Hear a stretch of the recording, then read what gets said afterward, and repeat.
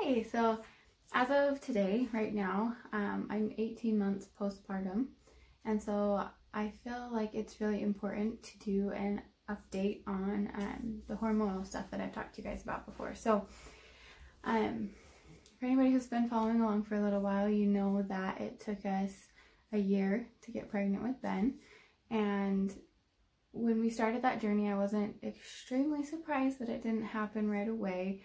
Because I've always had extremely irregular periods.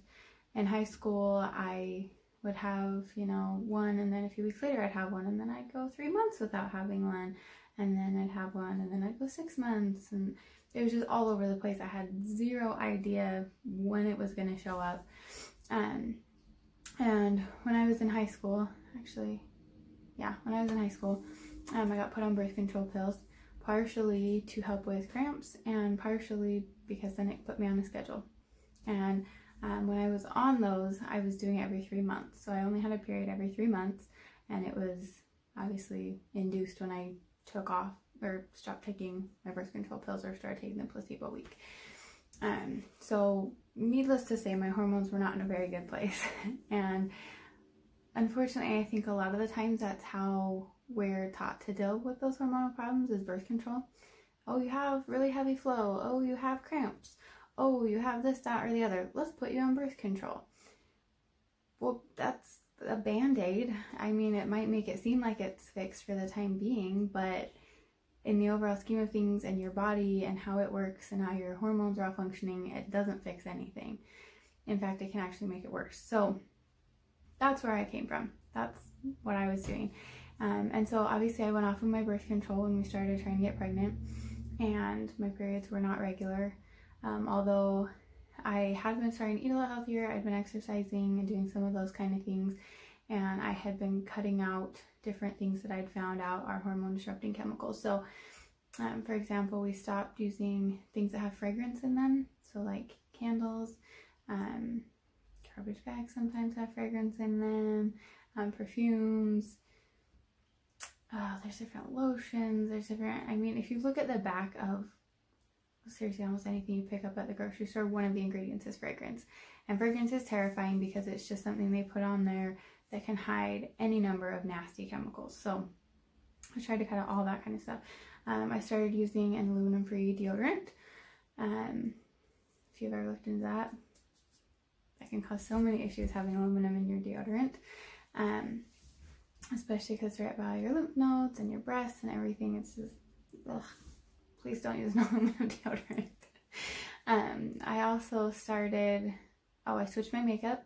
There's a lot of hormone disrupting chemicals in makeup, which I addressed a little bit briefly in my last video. So I switched to all natural makeup. I switched to natural hair products and lotion and just everything I could think of that I could switch to something natural, I did. Oh, including like laundry detergent, or dishwashing detergent, any of that kind of stuff that I could get that's plant-based and natural, I switched it. I was doing all kinds of stuff. So when I finally came off of my birth control, I was already doing some of those things to help me out to reduce my toxic load and let my hormones kind of figure things out.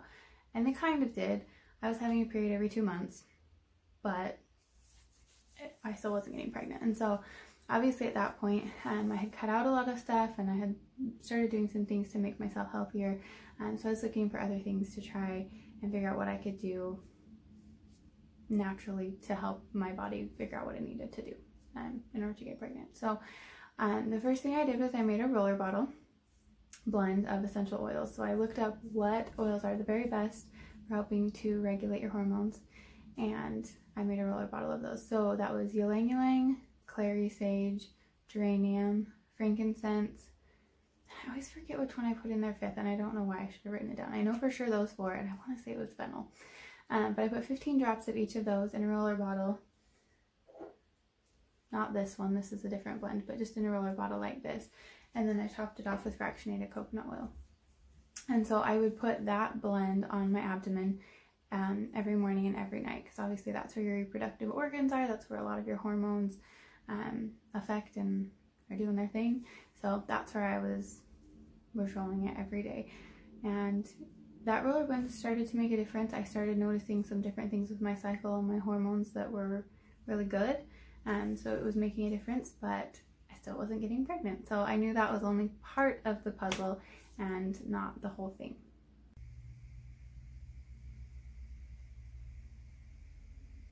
So after all of this, I did a little bit more research, and then I remembered, I guess, that doTERRA makes a supplement that's called the phytoestrogen essential complex. And what it is it's just a plant-based phytoestrogen supplement, and it helps you to regulate your hormones.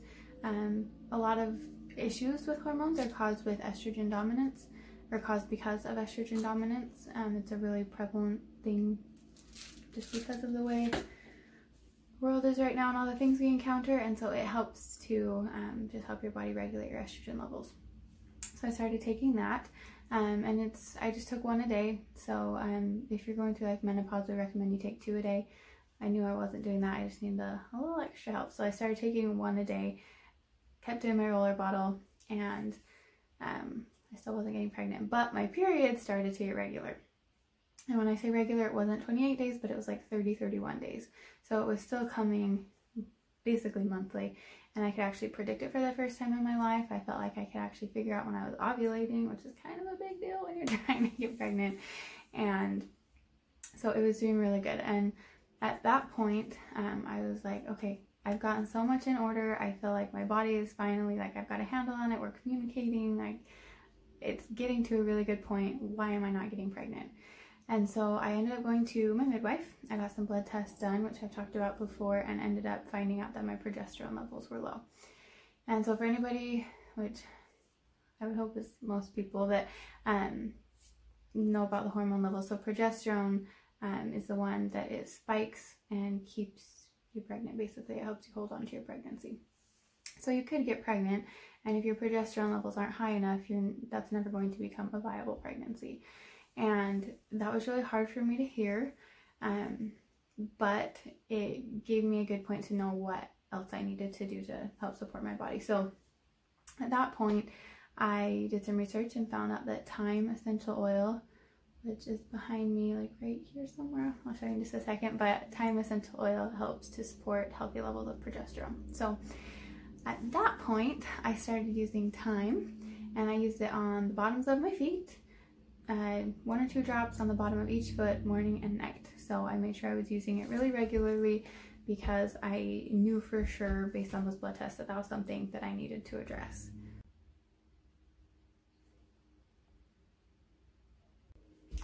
So once I started using thyme, I actually ended up getting pregnant that very next cycle. And I stopped using the roller bottle on my abdomen, because when you're pregnant, especially in that first trimester, you don't want to be rubbing oils directly over the baby. So I stopped using that, and I stopped taking the phytoestrogen, but I did continue to rub the thyme on my foot 1 time a day. I wanted to make sure that my progesterone levels didn't drop, and there is some mixed feedback on using thyme during pregnancy, but because of the lead up to when I was getting pregnant and everything, I just felt like it made sense, and I kept using it. And obviously my pregnancy turned out great, so because I have a cute, healthy baby. So I used thyme to help continue to support my progesterone while I was pregnant, but I did use less than I was using beforehand.